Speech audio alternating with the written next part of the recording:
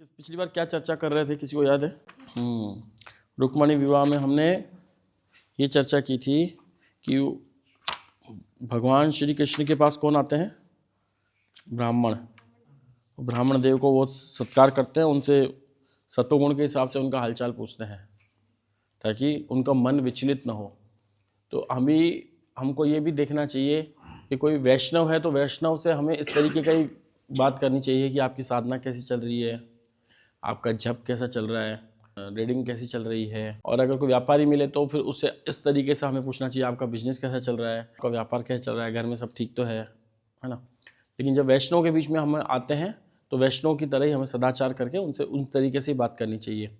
जिस तरीके से भगवान श्री कृष्ण ने यहाँ पर दिखाया कि उन्होंने ब्राह्मणों से ये नहीं पूछा कि तुम्हारे पति पत्नी कैसे हैं, बच्चे कैसे हैं, क्या है क्या नहीं, ऐसा कुछ नहीं पूछा उन्होंने पूछा कि आपका मन तो विचलित नहीं हो रहा ना, आप संयम तो है ना आप, है ना। ये कौन पूछ रहे हैं? भगवान श्री कृष्ण। और भगवान श्री कृष्ण किसकी लीला कर रहे थे? मानव की लीला कर रहे थे। तो मानव की लीला में उन्होंने क्या दिखाया कि जब वो ब्राह्मण आता है तो उनको अपना सिंहासन दे देते हैं। यानी कि अगर यहाँ पर हम देखें तो ब्राह्मण जाति सबसे ऊंची जाति है। तो मतलब अभी तो कलयुग में कोई ब्राह्मण नहीं है, जन्मों जयते शूद्रा, सब जन्म से शूद्र ही होते हैं। लेकिन पहले में हम देखते थे ब्राह्मणों के अंदर वो गुण हुआ करते थे। कोई ब्राह्मण होता था तो वो जॉब नहीं किया करता था, वो सरकारी नौकरी के लिए फार्म नहीं भरता था, वो क्या करता था? ज्ञान देता था सामने वाले को। कौन सा ज्ञान? ब्रह्म ज्ञान। तभी तो उसका नाम क्या पड़ा? ब्राह्मण। तो ब्रह्म ज्ञान देने से उसका एक सेवा यही रहती थी कि मुझे कैसे पठन पाठन जजन जाजन कर करके हमें किस तरीके से भक्तों को, लोगों को ऊपर ब्रह्म के लेवल पे उठाना है। उस तरीके से उन्होंने उनसे प्रश्न पूछे कि आपका मन विशुद्ध तो नहीं हो रहा, आप सब ठीक तो है ना, आपकी साधना, मतलब इस तरीके से भगवान श्री कृष्ण ने उससे पूछा। और उसके बाद क्या उन्होंने उनको क्या दिया? एक लेटर दिया, बोला ये हमें आपके लिए लेके आया हूँ, जो माता रुक्मणी ने आपके लिए भेजा है। तो ये तो अचानक ऐसा हुआ कि पिछली बार मैंने रुक्मणी का विवाह निकाला तो अगले दिन ITV में भी रसिक प्रभु जी ने उस चीज़ को छेड़ दिया। तो बहुत मुझे अच्छा लगा कि भगवान मतलब कहीं ना कहीं से इंगित करते हैं कि जो चीज़ हम स्टडी करने जाते हैं ना तो उसका कहीं से ना कहीं से वो फार्मूला निकल के आ जाता है बाहर। तो पिछली बार हमने यहाँ तक छोड़ा था कि रुक्मणी जी, माता रुक्मणी ब्राह्मण के हाथ से एक क्या भेजते हैं? लेटर। वो साधा लव लेटर नहीं था, लव लेटर था। एक क्या था? प्रेम भरा पत्र। और किसके लिए था? भगवान श्री कृष्ण के लिए था, है ना।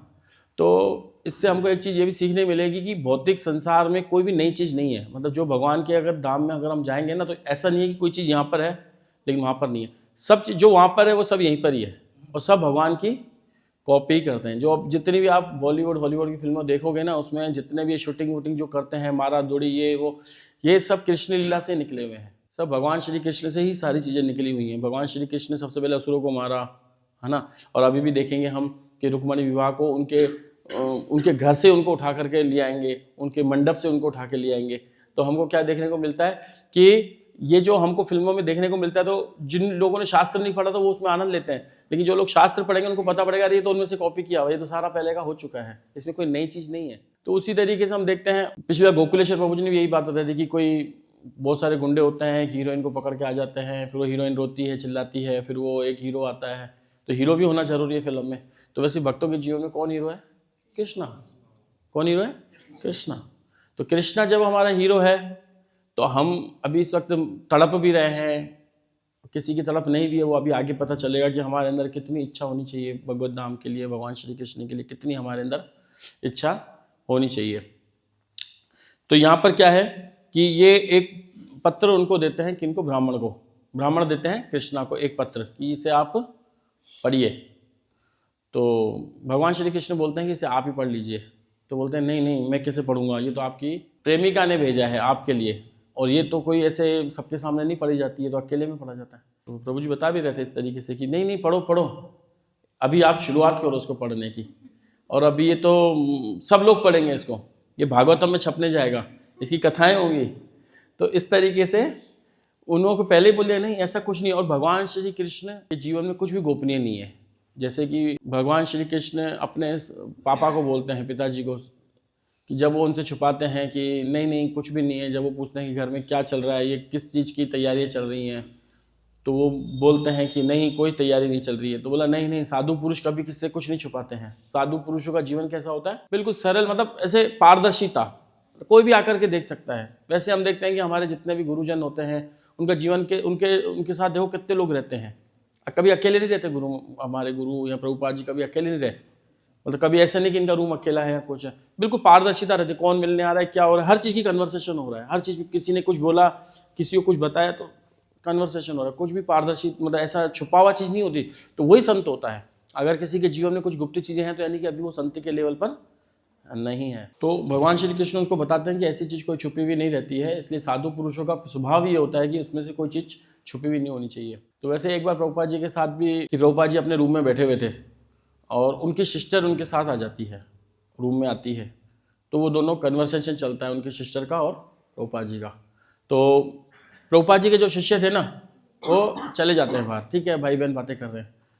तो थोड़ी देर बाद वो जो उनकी सिस्टर थी, माता थी, वो बाहर चली जाती हैं और फिर वो कौन आता है अंदर, उनके शिष्य आते हैं। तो प्रभुपाद जी उनको बहुत डांटते हैं कि आपने मुझे अकेला क्यों छोड़ के गए। तो बोले वो तो आपकी सिस्टर थी, ऐसे क्या हो गया। बोला नहीं, तुमको पता है सिस्टर, दुनिया को नहीं पता कौन क्या है।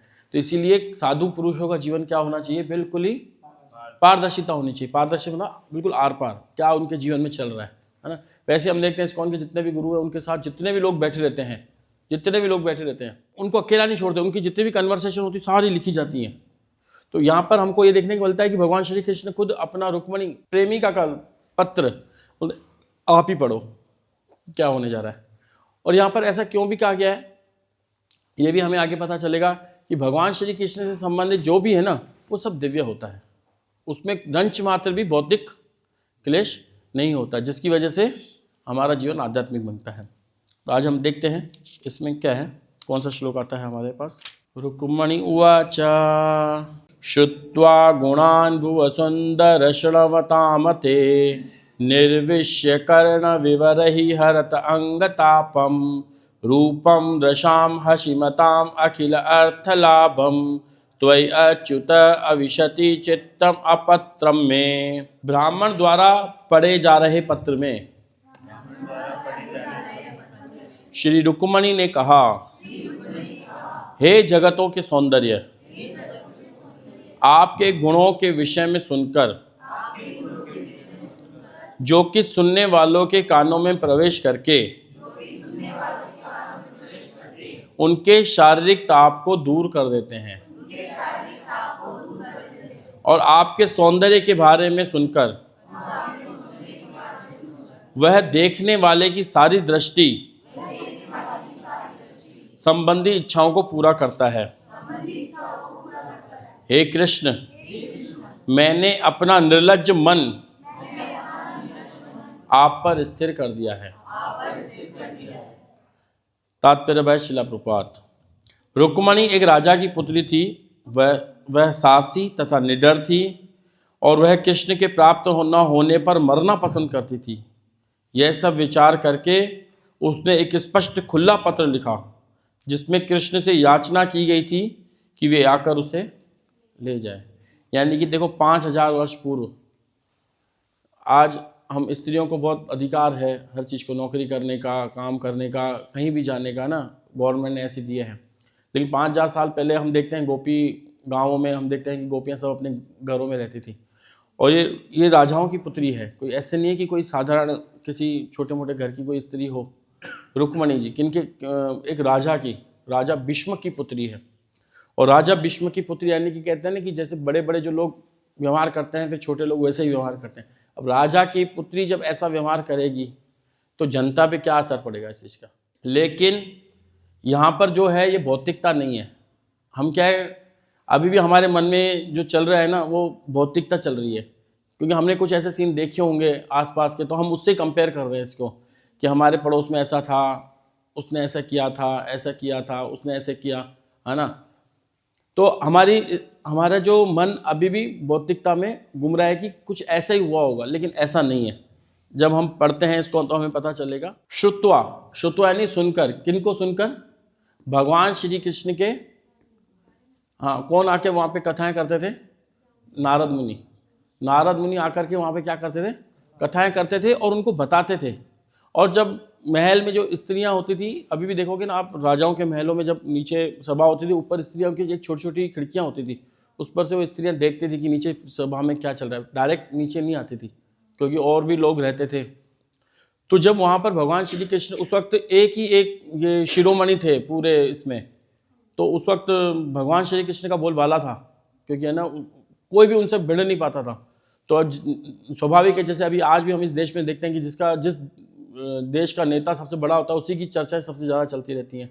और अभी इस कलयुग में अगर हम देखें या इस समय अगर हम देखें तो हमारे जो प्रधानमंत्री जी हैं, मेरे को लगता है कि पूरे विश्व में उनकी बातें बहुत चलती होंगी, है ना। तो उसी तरीके से उस वक्त भगवान श्री कृष्ण की चर्चाएं खूब चलती थी। जिस भी देश में जाओ, भगवान श्री कृष्ण ने ऐसा कर दिया, भगवान श्री कृष्ण ने ऐसा कर दिया, इतनी बड़ी सुंदरी नगरी बना दी। लेकिन कुछ लोग ऐसे होते थे जो उसमें से जिनके अंदर ईर्ष्या रहती थी। वो ईर्ष्या रहने का कारण भी यही रहता है कि हम भगवान से ईर्ष्या करते हैं, तो उसमें भगवान के जो पार्षद आते हैं वो दिखाते हैं हमको करके कि कैसे ईर्ष्या रहती है। तो भगवान श्री कृष्ण के बाद जब ये भगवान श्री कृष्ण की लीलाएं ले करके कौन, नारद मुनि आकर के उनको सुनाते थे। और अगर आज हम भी इस्कॉन में भी देखें या कहीं बाहर भी देखें, अगर किसी अच्छे लड़के की अगर हम देखना चाहें कि उसकी प्रशंसा चारों तरफ चल रही है, तो हर व्यक्ति सोचेगा अरे यार मेरी स्त्री मेरी बेटी इनके घर चल जाए तो कितना अच्छा रहेगा, कोई बड़ा घर हो, कोई अच्छा, तो हर कोई व्यक्ति ये सोचेगा। तो वैसे उनके पेरेंट्स भी यही सोच रहे थे, उनके मदर फादर भी यही सोच रहे थे कि हमारी पुत्री भगवान श्री कृष्ण से ब्याह जाए तो बहुत अच्छा रहेगा। सबका मत एक ही था, लेकिन एक उनका बड़ा भाई था रुक्मी, जिनका मत वो उससे मैच नहीं खाता था। तो श्रुत्वा मतलब सुनकर तो गुणान भुवन सुंदरम, उनके गुणों को सुनकर जो सारे लोकों में सुंदर हैं। भगवान श्री कृष्ण की उपमा हम सुंदरता, अभी जैसे 6 ऐश्वर्य हैं भगवान के, सौंदर्य जो आता है भगवान श्री कृष्ण का, जो सौंदर्य ऐसा है जो किसी को, कोई उनके सौंदर्य को मात नहीं दे सकता। किनको? भगवान श्री कृष्ण के सौंदर्य को। और वैसे ही भगवान श्री कृष्ण इतने सुंदर थे, तीनों लोकों में सुंदर उनसे ऊपर कोई नहीं है। अगर हम सोचें कि कोई उनसे ज़्यादा सुंदर है, कोई उनसे ज़्यादा सुंदर है। एक बार ऐसा ही हुआ था, भक्ति आश्रय वैष्णव स्वामी महाराज कहीं क्लास दे रहे थे दिल्ली में, वहाँ पर हृषिकेश अमोघ लीला प्रभु भी थे। तो वहाँ पर महाराज जी बता रहे थे कि भगवान श्री कृष्ण लक्ष्मी की सुंदरता के बारे में वर्णन चल रहा था। लेकिन कोई भौतिकता वाला व्यक्ति होगा ना, तो उसको वो चीज़ समझ में नहीं आती है। तो उसने बार बार महाराज से पूछने का प्रयास कर रहे थे कि महाराज आप कह रहे हो कि लक्ष्मी जी इतनी सुंदर हैं, लक्ष्मी जी इतनी सुंदर है, मुझे लगता है कि उनसे और भी कोई सुंदर हो सकता है। तो वो अपने तरफ से कुछ कैलकुलेशन कर रहे थे, कुछ भौतिकता की, और यहाँ पे महाराज आध्यात्मिकता की बता रहे थे। और लेकिन महाराज उनको समझाने की कोशिश कर रहे थे, तो वो बीच बीच में फिर अपनी बात चलाया जाता। नहीं महाराज जी, मुझे ऐसा लगता है कि ठीक है लक्ष्मी जी सुंदर होंगी, लेकिन मुझे लगता है कि इस भौतिक जगत में कोई उनसे भी ज़्यादा सुंदर हो सकता है। तो 2-3 बार उन्होंने महाराज जी को बात काटी, तो अमोघ लीला प्रभु ने उनको खूब डांटा, बोले ऐसे आपको नहीं प्रश्न करना चाहिए, आप इससे अच्छा मंदिर में नहीं आओ तो ज़्यादा अच्छा है। और माइक ही उनसे ले लिया, है ना। तो इसीलिए हमको प्रश्न भी कैसे अच्छे से पूछने चाहिए, और जब आध्यात्मिक चर्चा चल रही हो तो उसमें आध्यात्मिकता के हिसाब से हमें सब कुछ ग्रहण करना चाहिए। तो पूरे तीनों लोकों में उनसे ज़्यादा कोई सुंदर नहीं है ना। तो इस भगवान श्री कृष्ण की उपमा किससे की जाती है? कमल के फूल से, कमल नयन, कमल नाभ, है ना, पद्म नाभ, ऐसे हम उनकी चर्चा करते हैं। क्यों हम कमल से क्यों करते हैं उसकी चर्चा? क्योंकि कमल इस भौतिक सृष्टि का नहीं है। ब्रह्मा से पहले कौन था? ब्रह्मा से पहले कमल, हाँ, तो यानी कि भौतिक सृष्टि से पहले ही कमल था। और कमल जो वृंदावन, जो ऊपर जो हम देखते हैं गोलोक वृंदावन में, जो उसकी शेप है वो भी कमल के फूल के जैसी है। तो इसीलिए हम कमल के फूल के भगवान की, लेकिन फिर भी आचार्य बताते हैं कि कमल के फूल से भी तुलना करोगे ना, अब तो भी नहीं समझ पाओगे भगवान श्री कृष्ण को। क्यों? क्योंकि भगवान श्री कृष्ण उससे भी ज़्यादा सुंदर है। लेकिन हमको समझाने के लिए जो सबसे ज़्यादा यहाँ की खूबसूरती वाली चीज़ है ना, उससे हमको बताया जाता है कि भगवान ऐसे हैं, भगवान ऐसे, ताकि हम उनकी तरफ आकर्षित हों। बाकी कमल का फूल भी देखें तो मुरझा जाता है, कभी भगवान मुरझाते थोड़ी है। भगवान तो हमेशा तरोताज़गी में रहते हैं, नवयौवन में रहते हैं, है ना। 19 साल 18 साल से तो ऊपर तो बढ़ते ही नहीं है वो, है ना। तो उसी तरीके से भगवान श्री कृष्ण की तुलना जब हम कमल फूल से भी करते हैं, तो भी एक केवल हम भौतिक दृष्टि में हमने जो सबसे अच्छी चीज़ देखी होती है, तो हम उससे कंपेयर करवाते हैं भगवान को कि देखो भगवान ऐसे हैं, भगवान ऐसे हैं। बाकी भगवान की सुंदरता का वर्णन ना तो हमारी भौतिक बुद्धि समझ पाएगी। और सुन सुन के क्या हुआ? माता रुक्मणी में उनके प्रति क्या हो गया? एक आकर्षण उत्पन्न हो गया सुनकर, और उनके बारे में सुन अभी हालांकि उनको देखा नहीं है, माता रुक्मणी ने अभी उनके दर्शन नहीं किए हैं, केवल उनको क्या किया है? केवल सुना है। और हमको भक्ति में क्या बताया जाता है?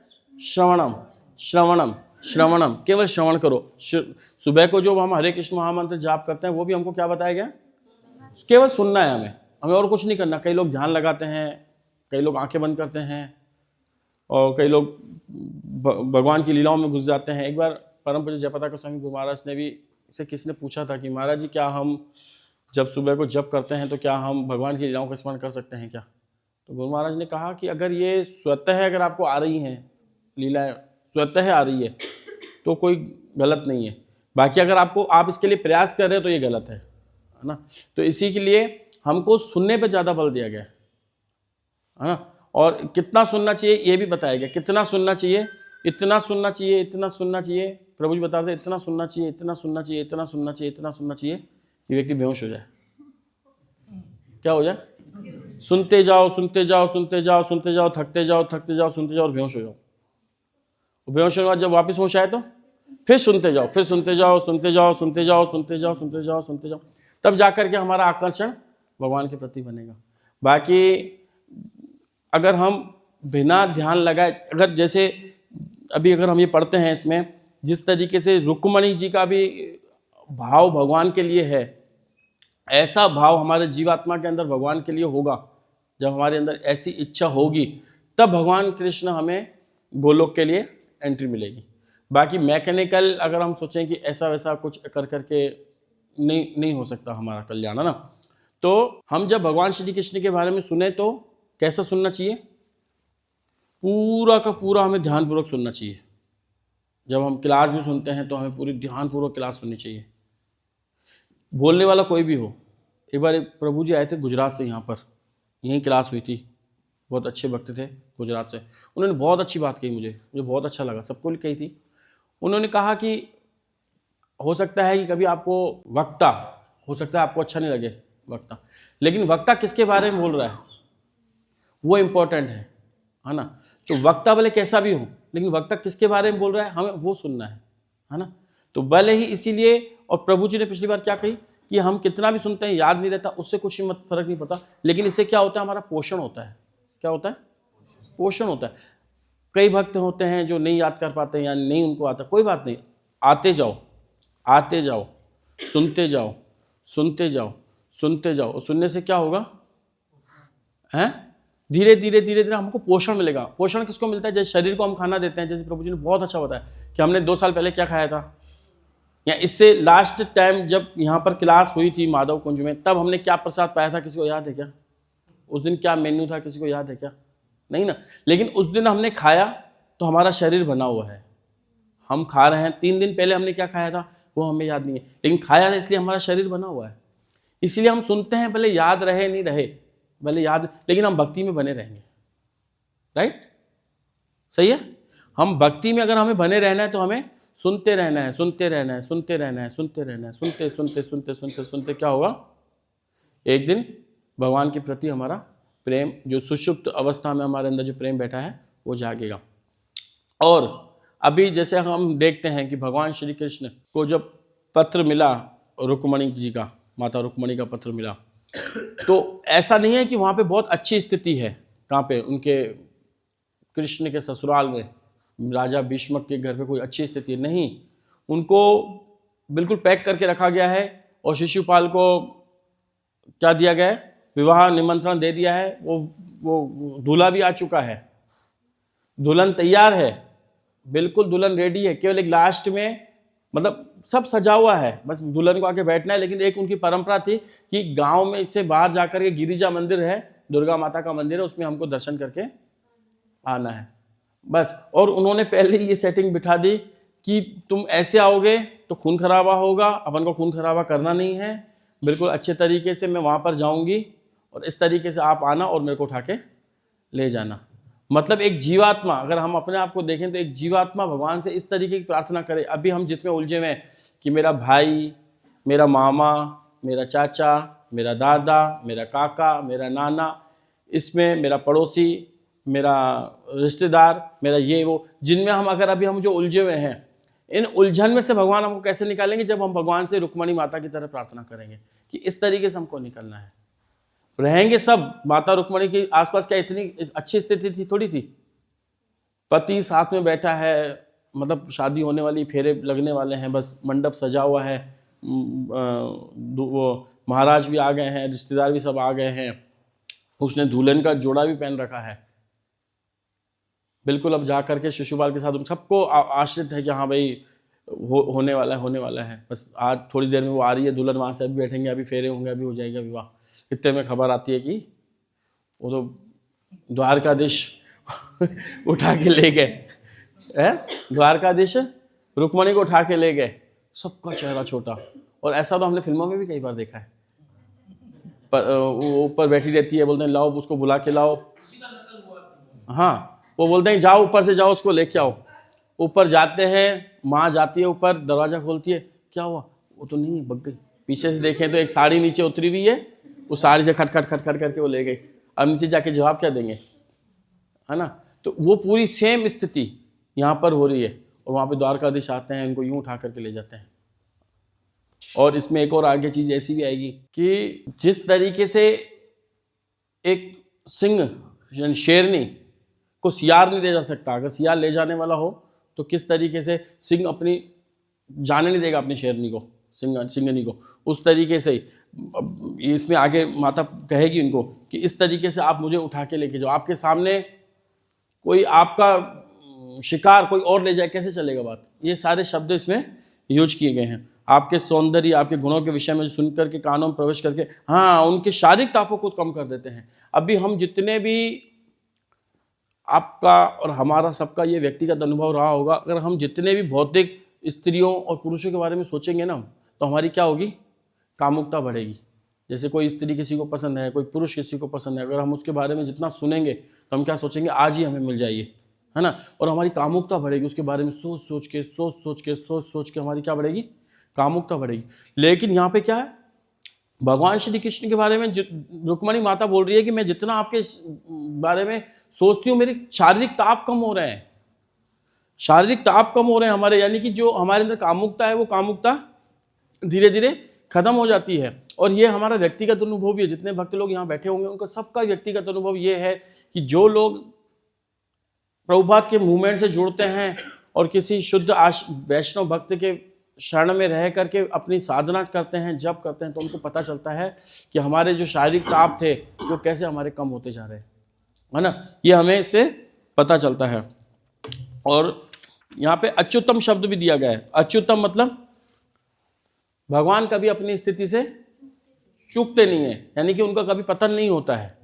तो एक तो भगवान का कभी पतन नहीं होता है और भगवान के शुद्ध भक्तों का भी पतन नहीं होता है। आज भगवान श्री कृष्ण के मंदिर इस्कॉन के सामने किनकी फोटोज होते हैं, विग्रह, प्रभुपाद जी के विग्रह।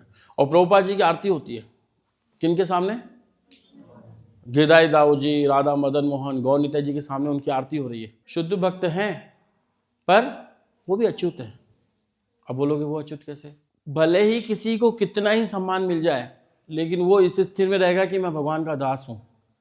मैकेनिकली नहीं, केवल आर्टिफिशियली नहीं कि किसी ने आपको सम्मान दिया, नहीं, प्रभुपाद जी ऐसे नहीं है। प्रभुपाद जी को कितनी भी आप उनको मालाएं पहना दो, कितनी भी उनको आप आरतियां कर लो, वो अपने कभी भी अपनी स्थिति से च्युत नहीं होंगे। उनकी स्थिति क्या है कि मैं भगवान का दास हूं, वो स्थिति से गिरते नहीं है, इसीलिए उनकी पूजा होती है। हमारी भी पूजा हो सकती है लेकिन हमारी थोड़ी सी होगी तो अरे हम तो अपने आप को प्रभु से महाप्रभु बना देंगे। नहीं, सच्चे बता रहा हूं मैं आपको, हम थोड़ी सी सेवा करेंगे ना तो हमारे अंदर अहंकार आ जाता है। अरे देखो मैं तो कितना कर रहा हूँ, सामने वाला तो कुछ ही नहीं कर रहा, मैं तो कितना कर रहा हूँ, सब मैं ही तो कर रहा हूँ। फिर क्या अहंकार आ जाता है, सब मैं ही तो कर रहा हूँ, क्या सारी सेवा मैं ही करूँगा क्या, है ना। तो इसीलिए हमको थोड़ी सी पूजा या थोड़ा सा भी सम्मान भगवान के आगे या भगवान के मंदिर में ऐसे मिल जाए तो ऐसा लगता है कि यार मैं कितना अच्छा कर रहा हूँ, मैं कितना अच्छा कर सकता हूँ, मैं थोड़ा और पहले जुड़ता तो मैं कितना और अच्छा हो जाता, अब तक तो मैं 50 और 100 भक्त और बना चुका होता, मैं ऐसा कर चुका होता। तो ये स्थिति पतन की स्थिति है। भगवान श्रील प्रभुपाद, और श्रील प्रभुपाद जी ने पिछली बार लेटर में क्या लिखा था कि हे भगवान आप मुझे यहाँ क्यों लेके आए हो, मुझे पता नहीं है, लेकिन ये सब माया के वश में है, आप इनको माया के वश से आप इनको निकाल सकते हो, मैं तो आपकी कठपुतली हूँ और भगवान श्रील प्रभुपाद जी का हमेशा यही भाव रहता था कि मैं एक कठपुतली हूँ उनके हाथ की। और अभी मुझे एक और भी याद आ रहा है वैष्णव अपराध पे भी कि परम पूज्य जयपताका स्वामी गुरु महाराज के जब वो व्हील चेयर पे रहते हैं तो उनको डॉक्टर ने पैर यूं रखने के लिए मना किया है। उनकी हेल्थ ऐसी रहती है ना, उनको पाँव जैसे अपन नीचे लटकाते हैं ना, लटकाने के लिए मना किया। उनको सीधे रखने चाहिए पैर, ऐसे मतलब चेयर पे बैठे हैं, पैर यूं सीधे होने चाहिए उनको सामने। तो अब गुरु महाराज वहाँ पे ये लिख रहे हैं कि मैं जब भक्तों को क्लास देने जाता हूँ ना, तब या तो मैं अपने पैरों पे कुछ चादर रख लेता हूँ या मैं डॉक्टर की बात नहीं मान करके अपने पैर सीधे कर लेता हूँ। क्यों? क्योंकि मुझे वैष्णव अपराध से बहुत डर लगता है कि सामने जितने भी शुद्ध वैष्णव बैठे हुए हैं, शुद्ध वैष्णव बैठे हुए हैं, तो उनकी तरफ मेरा पैर कैसे जाएगा? मैं तो पतित हूँ। उनका भाव हमेशा ही रहता है कि मैं तो पतित हूँ, मेरे चरण वहाँ पे कैसे जाएंगे, है ना। और अभी माता जी ने एक बहुत अच्छा पोस्ट किया था, मुझे बहुत अच्छा लगा कि हर भक्त को क्या सोचना चाहिए कि मैं आज नया भक्त हूँ। अगर हमें शास्त्रों का टेस्ट हमारे अंदर लाना है, अगर शास्त्र हमें पढ़ने, तो हमें क्या सोचना चाहिए कि मैं नया भक्त हूँ। कभी अपने को वरिष्ठ भक्त नहीं सोचना चाहिए और मासूमियत से हमें आगे बढ़ते रहना चाहिए। तो इस वजह से हम फिर धीरे धीरे और आगे बढ़ते जाते हैं। निर्लज्ज मन। अभी हम देखते हैं कि जितने भी सेलिब्रिटीज़ हैं, जितने भी कलाकार हैं, जिनकी भी हमने मूवी देखी हैं, जब से हमने अपना होश संभाला है और इस्कॉन में आने के बाद हमने मूवी देखना छोड़ी। उससे पहले तो हमारे घर पर टीवी ऐसे चलती रहती थी, सबके घरों में यही हाल होता है। टीवी एक बहुत आम चीज़ है। और जब से ये पहले टीवी होती थी ब्लैक एंड वाइट, हफ्ते में एक आध प्रोग्राम आता था तो देखते थे, फिर बंद कर देते थे। फिर धीरे धीरे केबल का ज़माना आया तो उसमें एक चैनल पे एक फिल्म आती रहती थी, तो एक ही चैनल चलता रहता था। धीरे धीरे इसको एडवांसमेंट मिलता गया, एडवांसमेंट मिलकर कलयुग अपना असर बढ़ा रहा है। प्रभु जी बता रहे हैं कि हर क्षण कलयुग बढ़ रहा है। हम इस क्लास में बैठे, अब इस क्लास से हम जाएंगे, कलयुग बढ़ चुका होगा। हम अगले हफ्ते आएंगे, कलयुग बढ़ चुका होगा। ऐसा नहीं है कि कलयुग धीरे धीरे बढ़ रहा है, कलयुग की स्पीड बहुत तेज है। तभी तो देखो ना, आज 4 जो महाराज परीक्षित ने 4 उनको स्थान दिए थे कलयुग को, मीट ईटिंग, इंटॉक्सिकेशन, गैम्बलिंग। ये अब ये चीज़ें देखो, वो कलयुग बढ़ा रहा है अपनी, धीरे धीरे वो चीज़ें बढ़ती जा रही है। तो कलयुग हर क्षण बढ़ रहा है, हर क्षण कलयुग बढ़ रहा है। हम इस चीज़ को देख रहे हैं। तो उसी तरीके से हम क्या देखते हैं कि जिस तरीके से सिनेमा घर में फिल्में चलती रहती थी, पहले हम एक फिल्म देखने जाते थे जब 6 महीने में, 8 महीने में या 3-4 महीने में एक फिल्म रिलीज होती थी। अब हर हफ्ते एक रिलीज होती है। फिर उनका टीवी का और आ गया है, फिर वो टीवी हमारे घर पे सारा दिन चलती रहती है। तो उसका चित्र हमारे दिमाग में इतना बैठ गया है, उनके इतना बैठ गया, तो हमारा मन एक तरीके से क्या होता जा रहा है, बिल्कुल गिरता चला जा रहा है। तो यहाँ पे माता क्या कह रही है, हे कृष्ण, मैंने अपना निर्लज्ज मन आप पर स्थिर कर दिया है। अपने आप को निर्लज्ज मन बता रही। क्यों बता रही निर्लज्ज मन? हालांकि उनका निर्लज्ज मन नहीं है, लेकिन एक स्त्री जब किसी दूसरे पुरुष को अपने घर वालों के बिना जब इस तरीके से लव लेटर लिखती है, तो वो अपने आप को बता रही है कि मैं बहुत घिरी, मेरा निर्लज्ज मन है, भय और लज्जा मेरे अंदर बची नहीं है। मेरे अंदर भय और लज्जा तो बिल्कुल नाम मात्र भी नहीं है, न भयम न लज्जा। अभी अच्युतम की बात चल रही थी कि भगवान श्री कृष्ण को क्या बोलती है कि आप अच्युत हैं। आप क्या हैं? अच्युत हैं। और हमने ऐसे बताया कि जो शुद्ध भक्त अपने शास्त्रों के आधार पर चलता है, न धनम न जुनम न सुंदरीम, और वो कौन सा है, अमान है ना, मान देना, कीर्तनीय सदा हरि, जिनके अंदर हमेशा ये भाव रहता है कि हमें मान नहीं चाहिए, सामने वाले को हमें सम्मान देना है, हमें मान नहीं चाहिए, सामने वाले को सम्मान देना है। इस स्थिति में वो मतलब रहता ही, मतलब स्वभाव है उसका, मतलब इस स्थिति में रहना। मतलब ऐसा नहीं कि उसको याद करना पड़ता है। जैसे हम अपनी आंखों को, अभी जो हमारी आंखें झपकती हैं, तो हमको याद करना पड़ता है क्या कि आंखें झपकानी है? ऐसे ये स्वाभाविक हो रहा है ना। सांस लेते हैं तो स्वाभाविक सांस ले रहे हैं ना, याद ऐसे थोड़ी याद आता है, अरे यार क्या सांस लेना भूल गया, थोड़ी देर रुको मैं सांस ले लूँ, ऐसा होता है क्या? नहीं होता ना। तो ठीक उसी तरीके से जिनका ये स्वभाव बन चुका है कि मुझे सामने वाले को सम्मान देना है, और अगर मुझे थोड़ा सम्मान मिला दिया, मेरा काय का सम्मान, तो भगवान का सम्मान है, भगवान का मैं दास हूँ। इससे पहले तो मैं एक बोल नहीं बोल पाता। आज जितना मिल रहा है सब भगवान श्री कृष्ण हमें दे रहे हैं, है ना। वहीं से सारा कुछ आ रहा है, गुरु परंपरा से आ रहा है हमारा। तो तुरंत वहीं डिस्ट्रीब्यूट करते हैं। जैसे ब्राह्मणों को क्या होता है, उनको ज़्यादा मिल जाए तो तुरंत दान दे देंगे, वो रखेंगे नहीं अपने पास, वो कल पे विश्वास नहीं करते हैं, कल भगवान और देंगे हमें, आज जितना मिल गया खाओ पियो और बांट दो, ठीक है ना। तो उसी तरीके से जितने भी जो शुद्ध भक्त होते हैं उनको तुरंत सम्मान मिला, तुरंत, ऐसा नहीं कुछ सेकंड चलो रख लेते हैं थोड़ी देर के बाद दे देंगे, नहीं, वो तुरंत अपना सम्मान सारा दे देते हैं आगे।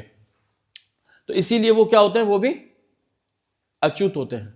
तो इसीलिए उनकी पूजा भगवान की पूजा के विग्रह के सामने होती है, तो उन्हें कोई डर नहीं रहता कि वो अपनी स्थिति से गिरेंगे, है ना।